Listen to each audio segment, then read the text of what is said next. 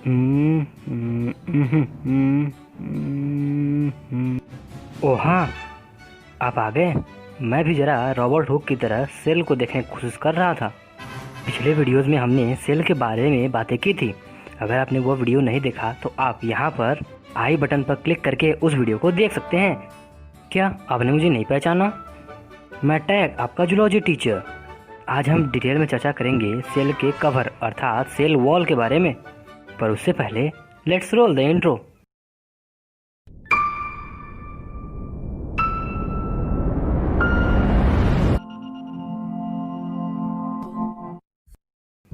चलिए, एक मिनट हम यहाँ पर आपको इंटर और ग्रेजुएशन के लेवल के दोनों के कोर्स एक साथ कंप्लीट करते हैं। तो आपको जितनी ज़रूरत हो आप सिर्फ उतने ही पॉइंट्स को पकड़िएगा, बाकी के छोड़ दीजिएगा। इसके साथ ही हम आपको डिस्क्रिप्शन में कुछ नॉर्मल से नोट्स या फोटोज़ दे देंगे। अगर आपको ज़रूरत हो तो उन्हें भी आप कंफर्मेशन के लिए यूज कर सकते हैं। पिछली बार की तरह ही हम सब कुछ शुरू से स्टार्ट करते हैं। देखिए, जो सेल वॉल होती है अर्थात कोशिका भित्ति, इसी को सबसे पहले रॉबर्ट हुक ने ही देखा था। ये मत सोचिएगा रॉबर्ट हुक ने सेल को देखा था। रॉबर्ट हुक ने सेल वॉल को देखा था, पर वो उस वक्त ये नहीं समझ पाया कि यह सेल वॉल है या फिर सेल। क्यों? क्योंकि उनका माइक्रोस्कोप इतना अच्छा तो था नहीं, इसलिए उन्हें धुंधला धुंधला सेल वॉल ही दिखा था और वो उसी को ही सेल समझ बैठे। फिर आगे रिसर्च के द्वारा पता चला कि सेल के चारों तरफ एक कवर पाई जाती है, पतली सी झिल्ली नुमा लचकदार। उसको सेल मेम्ब्रेन कहा जाता है अर्थात प्लाज्मा कला या कोशिका कला। ये जो होती है ये काफ़ी नरम होती थी। यह सेल को एक सिर्फ और सिर्फ स्ट्रक्चर अर्थात एक रूप प्रदान करते थे, उससे ज़्यादा कुछ नहीं। पर जब प्लांट्स में रिसर्च हुआ तो फिर यह देखने को मिला कि इस मेम्ब्रेन के चारों तरफ एक काफ़ी हार्ड और रिजिड एक स्ट्रक्चर पाया गया, जिसे बाद में सेल वॉल नाम दिया गया। ध्यान रखिएगा, यह सिर्फ प्लांट्स में मिला। यह जो डिफरेंशिएशन का एक काफ़ी बड़ा फैक्टर अदा करता है। अर्थात यदि कोई आपसे प्लांट्स और एनिमल सेल में डिफरेंस पूछे तो इसको बारे में आप जरूर बताइएगा। क्या?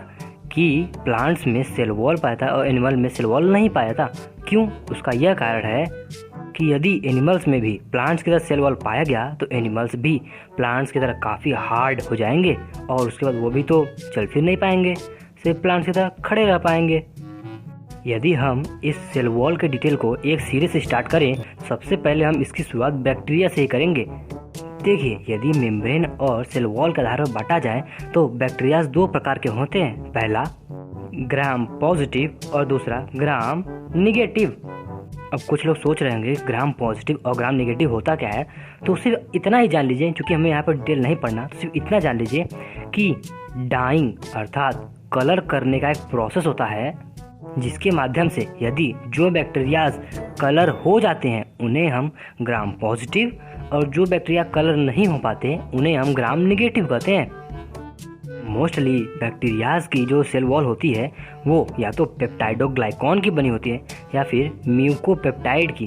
ध्यान रखिएगा, पेप्टाइडोग्लाइकॉन जो होता है ना, वो मोस्टली दो पार्ट्स में बना होता है। उसका फर्स्ट पार्ट ग्लाइकॉन होता है जो एन एसिटिल ग्लूकोसामीन और दूसरा वाला एन एसिटिल म्यूरेमिक एसिड का बना हुआ होता है। ये इनके बहुलक होते हैं अर्थात पॉलीमर। हमने नीचे डिस्क्रिप्शन में आपको पीडीएफ के रूप में ग्राम पॉजिटिव और ग्राम नेगेटिव बैक्टीरिया के कॉमन डिफरेंसेस को भी दे दिया है। अगर आपको ज़रूरत हो तो आप पढ़ सकते हैं। अगर आप नहीं पढ़ना चाहते हैं तो 2-3 पॉइंट यहाँ पर जान लीजिए कि जो ग्राम पॉजिटिव बैक्टीरिया होते हैं उनके सेल वॉल में टीकोइक एसिड पाया जाता है और ग्राम नेगेटिव बैक्टीरिया के सेल वॉल में टीकोइक एसिड नहीं पाया जाता। इसके साथ ही ग्राम पॉजिटिव बैक्टीरिया के सेल वॉल में लिपिड काफ़ी कम, तकरीबन 1 से 3% के आसपास, और ग्राम नेगेटिव बैक्टीरिया में काफ़ी ज़्यादा मात्रा में लिपिड होता है।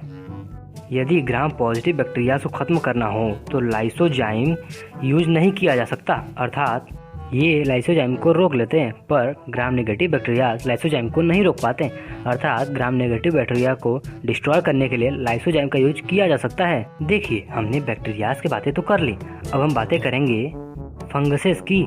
जो फंगस की सेल वॉल होती है वो हार्ड पर काइटिन की बनी होती है। ध्यान रखिएगा, फंगसेस का काइटिन का बना हुआ सेल वॉल होता है जो एन एसिटिल ग्लूकोसामीन का पॉलीमर होता है।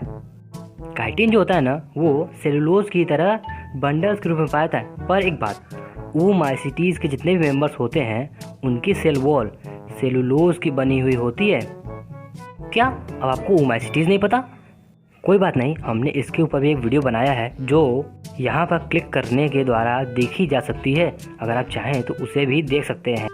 अब हम अगर बैक्टीरिया और फंगस से आगे आएँ तो एल्गी की तरफ आएँ तो एल्गी की जो सेल वॉल होती है वो मोस्टली एल्गीज के बाहर भी सेलुलोज की बनी हुई सेल वॉल ही पाई जाती है। और यदि हम रेड एल्गी को देखें तो इनका सेल वॉल सेलुलोज, म्यूसिलेज और पेक्टिन का बना हुआ होता है। इसके साथ ही ब्राउन एल्गी के सेल वॉल के अंतर्गत फ्यूकोएडीन, फ्यूजिन, हेमीसेलुलोज इन जैसे नॉर्मल मैटर्स पाए जाते हैं। पर एक मिनट, आप इन्हें तो पहचानते ही होंगे। सही जवाब, डाइटम्स। इनका सेल वॉल सिलिका का बना हुआ होता है। ध्यान रखिएगा, सिलिका जिसे हम बालू भी बोलते हैं। और अगर उन्हें डाइटम्स बोला जाता है तो इन्हें क्या बोला जाता है? सही जवाब, इन्हें भी डाइटम्स कहा जाता है। ध्यान रखिएगा, सिर्फ उन्हें ही डाइटम्स नहीं कहते, ये भी डाइटम्स ही हैं और इनका भी सेल वॉल सिलिका का ही बना हुआ होता है। अगर आपको कुछ समझ में कम आ रहा हो या फिर अगर आपको एल्गी के ऊपर कोई स्पेशल नॉलेज चाहिए तो आप हमारा प्रीवियस वीडियो यहाँ पर जाकर देख सकते हैं जो हमने एल्गी के ऊपर बनाया है। बात जब एल्गी की चल रही हो और ब्लू ग्रीन एल्गी की बात ना हो, ऐसा तो हो ही नहीं सकता। तो फिर जितने भी साइनोबैक्टीरियाज होते हैं जैसे कि ऑसिलेटोरिया, साइटोनिमा और एटसेट्रा, इन सभी में कॉमनली ब्लू ग्रीन एल्गी का जो सेल वॉल होता है वो म्यूकोपॉलीमर का बना हुआ होता है, जो कि मोस्टली मेन रूप से glucosamine, amino acids, muramic acid और डाई एमिनो पाइमेलिक एसिड का बना हुआ होता है। ठीक है, चलिए अब हम हायर प्लांट्स की तरफ आते हैं। पर हाँ, एक बात, आप हमसे यह मत पूछेगा कि एनिमल्स में कैसा होता है, क्योंकि हमने आपको शुरू में ही बताया कि यह एनिमल्स में नहीं होता, यह सिर्फ और सिर्फ प्लांट्स में होता है। और क्यों, इसका भी कारण हमने आपको बता दिया। अगर आप चाहें तो वहाँ पर जाकर देख सकते हैं। स्टार्टिंग में देखिए, यह है एक हायर प्लांट जिसे हम ट्री बोलेंगे और यह है इसका रिजल्ट किसका? सेल वॉल के होने का। सोचिए जरा, अगर एनिमल्स में अर्थात हम में भी सेल वॉल होता तो आज हम भी हिल डुल नहीं पाते, इसी तरह हार्ड होते। तब फिर वह हर प्रकार के सेल में पाया था, चाहे वो ब्रेन सेल हो, लिवर सेल हो, किडनी सेल हो या किसी भी प्रकार का सेल हो, चाहे हमारा स्किन ही क्यों ना हो, उसमें भी सेल वॉल पाया था और हम हार्ड होकर एक जगह खड़े होते। हमें ऐसा क्यों लगता है कि आपने स्टार्टिंग में दिखाए हुए माइक्रोस्कोप के फिगर को ध्यान से नहीं देखा? दरअसल आप यदि उस फिगर को ध्यान से देखें तो इस फिगर में आपको एक ये ग्रीन कलर का कवर मिलेगा जो सेल को चारों तरफ से घेरे हुए है। इसी को हम कहते हैं सेल वॉल, नहीं मेम्ब्रेन। और इसके आगे एक मोटा सा बड़ा ग्रीन कलर का है कवर, उसे हम कहते हैं सेल वॉल। अरे हाँ, कंफर्म, सेल वॉल ही कहते हैं उसे। इससे पहले कि हम आगे बढ़े, एक बात आप ध्यान से सुनिएगा, वो ये कि जितने भी सेल्स होते हैं वो आपस में कुछ इसी तरह जुड़े हुए होते हैं। मेरे कहने का मतलब है कि हर एक सेल अपने सेल वॉल के मदद से दूसरे सेल के सेल वॉल से जुड़ा हुआ होता है, अर्थात सटा हुआ होता है। ध्यान से देखिएगा इस फिगर को जो मैंने अभी आपको बनाकर दिखाया, क्योंकि आगे आपको यही फिगर समझने में शायद हेल्प करे। मान लीजिए यह एक प्लांट सेल है जिसके चारों तरफ सेल वॉल है। अब आपको पता होगा कि यहाँ पर क्या क्या है। बिल्कुल सही, यानी आपको पुराना फिगर याद है। सही जवाब, यहाँ पर दूसरे सेल्स मौजूद हैं और यह उनका सेल वॉल है। देखिए, ये जो बीच में डार्क ब्लैक कलर की लाइन है इसे हम कहते हैं मिडिल लैमेला। माना जाता है कि सबसे पहले यही लेयर बनती है सेल वॉल की। सेल वॉल कई लेयर्स में होता है जिसमें से पहला लेयर है मिडिल लैमेला। अब एक क्वेश्चन उठता होगा कि जब सेल वॉल की सबसे पहली लेयर यही होती है जो बनती है, तो इसे हम मिडिल लैमेला क्यों कहते हैं? इसे प्राइमरी लैमेला या फर्स्ट लैमेला क्यों नहीं कहते? उसका कारण यह है कि अगर आप फिगर में देखें मेरे हटने के बाद, तो ये जो मेन लैमेला होती है यह दो सेल वॉल के बीच में होती है। अर्थात यह दो सेल्स के सेल वॉल के बीच में पाई जाती है, इसीलिए इसे मिडिल लैमेला कहते हैं। यह सिर्फ इसका नाम है। अब यह देखिए, यह जो आपको एक कई सारे पॉइंट्स में कटे हुए अर्थात स्क्रैच लाइंस दिख रहे हैं, इसे हम कहते हैं सेकेंडरी वॉल अर्थात द्वितीयक भित्ति। अब आप पूछेंगे कि प्राइमरी वॉल कहाँ है, प्राथमिक भित्ति कहाँ है? रुकिए वो भी बताते हैं आपको। यहाँ पर ध्यान से देखिएगा, मिडिल लैमेला और सेकेंडरी वॉल के बीच में एक गैप दिख रहा होगा, इसे ही हम कहते हैं, ध्यान रखिएगा, इसी गैप को हम कहते हैं प्राइमरी वॉल अर्थात प्राथमिक भित्ति। अब आपको एक यहाँ पर गैप दिख रहा होगा सेकेंडरी वॉल के बाद, ये जो सेकेंडरी वॉल के बाद की गैप होती है, ये इसे हम कहते हैं टर्सरी वॉल अर्थात तृतीयक भित्ति।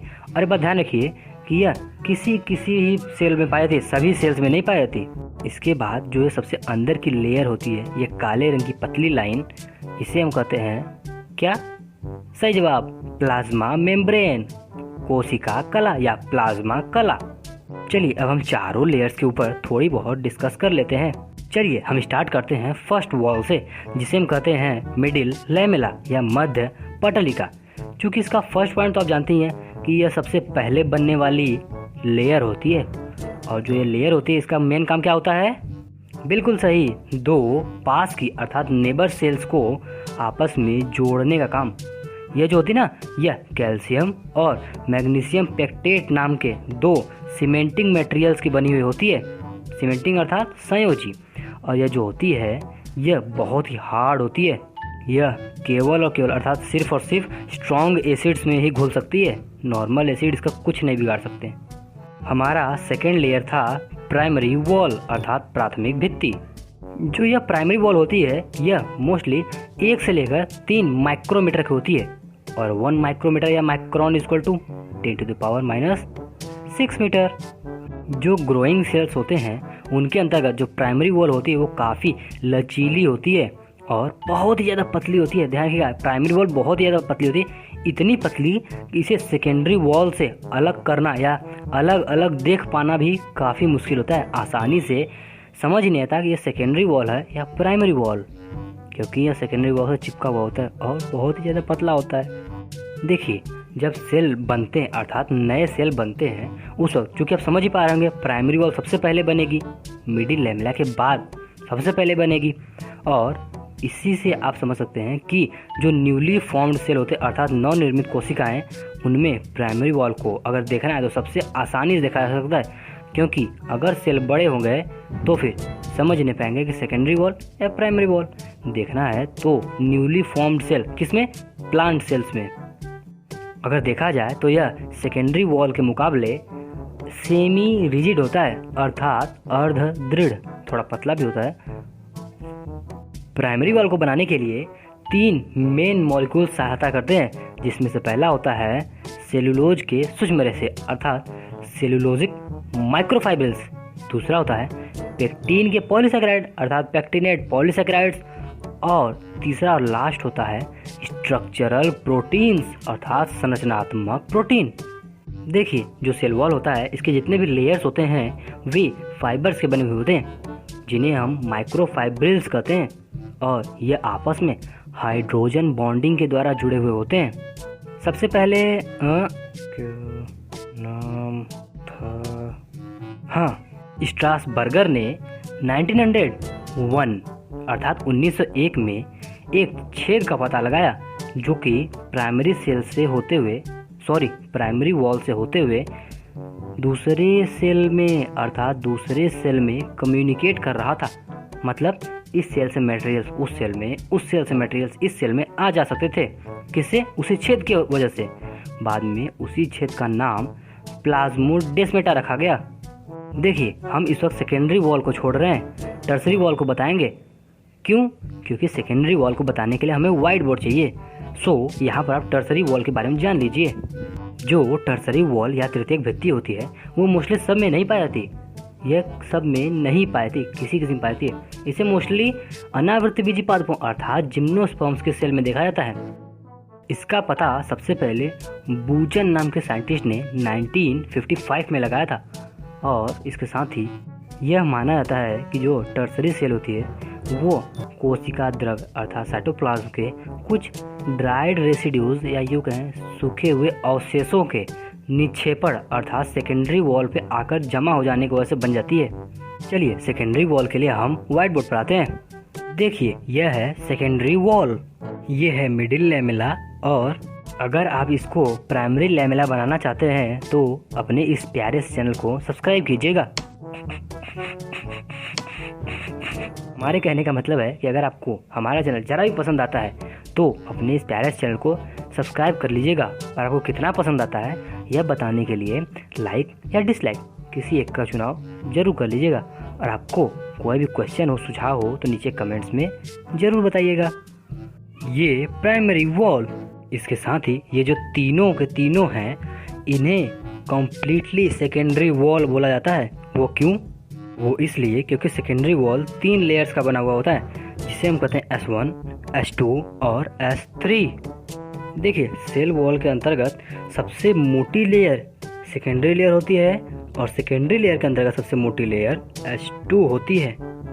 प्राइमरी वॉल के ऊपर लिग्निन, क्यूटीन, सुबेरिन कई प्रकार के मटेरियल्स आकर जमा हो जाते हैं, जिसकी वजह से सेकेंडरी वॉल बनती है।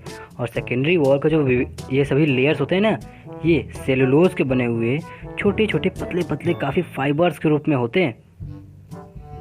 देखिए जो सेल वॉल होता है ये मोस्टली 2 पार्ट्स में बना हुआ होता है, जिसमें से फर्स्ट पार्ट होता है सूक्ष्म रेशे अर्थात माइक्रोफाइबर्स, और दूसरा होता है धूसर अर्थात मैट्रिक्स।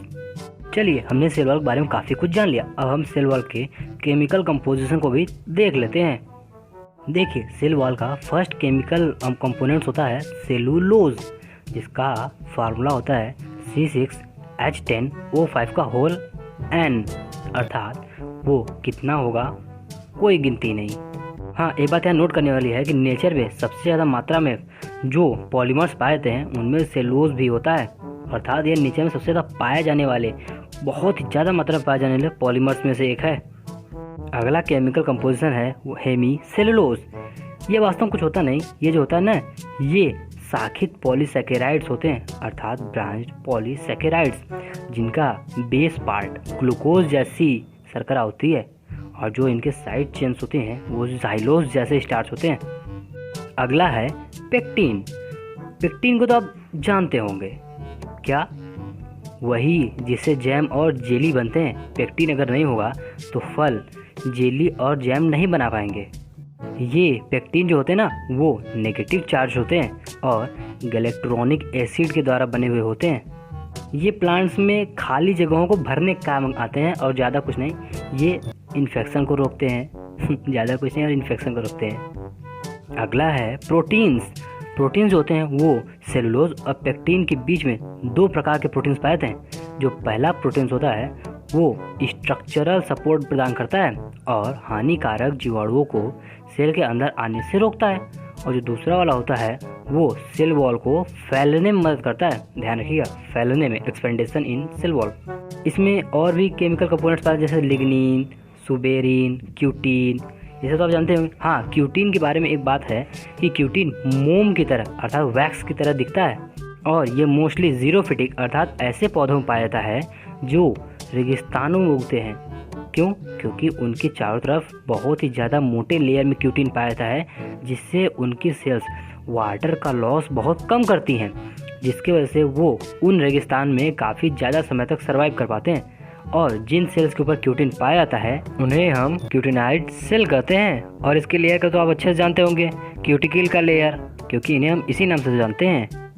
तो फिर भी ठीक है, पर एक ऐसा केमिकल कंपोनेंट भी पाया जाता है जो के बिना अर्थात जिसके बिना कुछ भी संभव नहीं है। आप उसे जरूर जानते होंगे, क्या? जरा सोचिए। बिल्कुल सही, वाटर, जल। सेल वॉल के अंतर्गत टोटल उसके वेट का 60 से 70% अर्थात 7 से 70% पानी होता है। चलिए जब हम यहाँ तक आ ही गए तो क्यों ना हम थिकनिंग ऑफ सेल वॉल के बारे में भी जान लेते हैं, अर्थात कोशिका भित्ति में स्थूलन।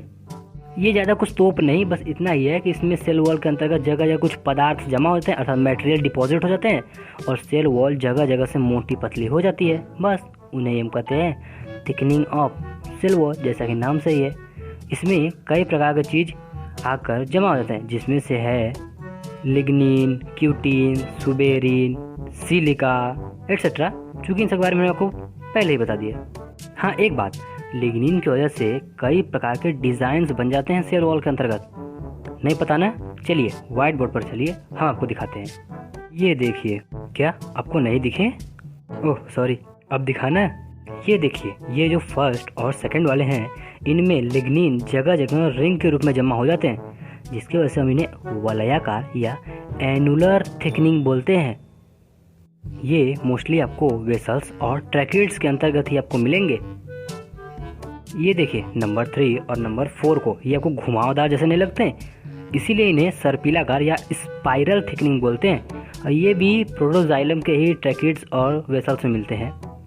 ये देखिए, 5 और 6 को ये आपको सीढ़ी जैसे नहीं लगते, इसीलिए इन्हें सीढ़ीनुमा या स्केलरी फॉर्म्स थिकनिंग बोलते हैं। ये भी ट्रैकिड्स और वेसल्स में ही मिलेंगे, जो कि आप जानते हैं ये एक दूसरे के पैरेलल होते हैं। नंबर 7 को अगर आप देखें तो ये एक दूसरे के ऊपर क्रॉस्ड हैं, अर्थात आड़े तिरछे हैं, जिग जैग लाइन में होते हैं, इसीलिए इन्हें जालिकावत या रेटिकुलेट थिकनिंग बोलते हैं। 8 और 9 वाले जो हैं ये थोड़े से अलग होते हैं, इनमें छेद होता है, जिसे हम प्लाज्मोडेस्माटा कहते हैं ना, वैसे ही छेद होते हैं। और ये जो छेद होते हैं, जो नंबर 8 वाला है, ये सिंपल छेद वाला होता है, जिसे हम कहते हैं सिंपल पिट। ध्यान रखिएगा, PIT। और जो नंबर 9 वाला है, ये इसके देख रहे होंगे आप, छेद के चारों तरफ एक बॉर्डर है, हर छेद के चारों तरफ एक बॉर्डर है, इसलिए हम इसे कहते हैं बॉर्डर्ड पिट या परिवेशित गर्त। देखिए, चूंकि हम यहाँ पर आपको पिट्स के बारे में नहीं बता रहे हैं, अगर आपको ज़रूरत हो तो नीचे कमेंट्स में ज़रूर कहिएगा, हम आपको पिट्स के बारे में भी बता देंगे, सिंपल पिट्स और बॉर्डर पिट्स, क्योंकि ये बहुत ही इंपॉर्टेंट है, पर ये समय ले लेंगे, इसीलिए हम वीडियो लंबी न करते हुए इसके बारे में आपको नहीं बता रहे हैं। ज़रूरत हो तो नीचे कमेंट्स में ज़रूर कहिएगा, हम इसके ऊपर एक अलग सा वीडियो बना देंगे। अब आप सोच रहे होंगे कि आखिर हमने इतना जो भागड़ दिया, इससे क्या फ़ायदा हुआ, अर्थात सेल वॉल के कोई फ़ायदे भी हैं? तो बहुत से फ़ायदे हैं। पहला तो आप जानते ही हैं, पौधों को एक कन्फर्म निश्चित आकार देना, शेप एंड स्ट्रक्चर देना, और उन्हें रिजिड बनाकर खड़ा रखना। इसके साथ ही बाहर से होने वाले चोटों को भी रोकना, बैक्टीरिया, फंगस, प्रोटोजोन्स, इन सबको भी रोकना। इसके साथ ही साथ उन्हें सपोर्ट देना, इसके साथ ही साथ उन्हें इस तरह से बनाए रखना कि वे सनलाइट को ज़्यादा से ज़्यादा मात्रा में ले सकें। ये आगे होने वाले डिफ्यूज़न की वजह से, डिफ्यूज़न चूँकि आप जानते हैं परासरण, इससे कहीं ऐसा ना हो कि वाटर सेल के अंदर एंटर्स कर जाए और सेल बर्स्ट हो जाए, ब्लास्ट हो जाए, उससे भी रोकने के लिए सेल को बांधे रखते हैं। ये अपने अंतर्गत प्लाज्मोडेस्माटा को रखते हैं, जिससे नेबर सेल को जब ज़रूरत हो आपस में कम्युनिकेट कर सके, चीनी, दाल, चावल, आटा ले सके। इसके साथ ही साथ यह सेल को सूखने से ही बचाती है, अर्थात अगर यह न हो तो सेल तो कब का सूख जाएगी। इतनी गर्मियों में पेड़ पौधे सूख नहीं जाएंगे। चलिए, अब हमारा बचा है सिर्फ और सिर्फ 10-15 सेकेंड का एक लास्ट टॉपिक। हाँ देखिए, हमने आपको समझाने की काफ़ी कोशिश की। अगर आपको सब कुछ सही से समझ में आ गया तो थैंक यू वेरी मच। अगर आपको इस वीडियो से कुछ भी सीखने को मिला तो एक लाइक जरूर कर दीजिएगा। हाँ, एक बात और, वीडियो कट मत करिएगा, पूरा देखिएगा। वो बात यह है कि आने वाले समय में आपको इंटर्स और ग्रेजुएशन के लाइव प्रैक्टिकल्स भी करके आपको दिखाएंगे। तो फिर सोच क्या रहे हैं, नीचे आने वाले सब्सक्राइब बटन को क्लिक कीजिएगा। कैसे? सिंपल, क्लिक कीजिएगा। अगर आपको इस वीडियो में कोई भी समस्या हो, सुझाव हो, या हमें कुछ बताना हो, या इस वीडियो को क्या समझ में आया, क्या नहीं समझ में आया, या अगर कोई क्वेश्चन हो, तो नीचे कमेंट बॉक्स खाली पड़ा है, उसमें कमेंट जरूर कीजिएगा। हाँ, ध्यान रखिएगा, कमेंट आप जरूर किया करिए, क्योंकि उसी से हमें पता चलता है कि आपको क्या चाहिए। हमारा अगला वीडियो सेल मेम्ब्रेन के ऊपर होगा, ठीक है? So stay tuned with us bye subscribing subscribe button. अब हम आपसे मिलते हैं एक नए वीडियो में एक नए टॉपिक के साथ। तब तक के लिए बाय बाय।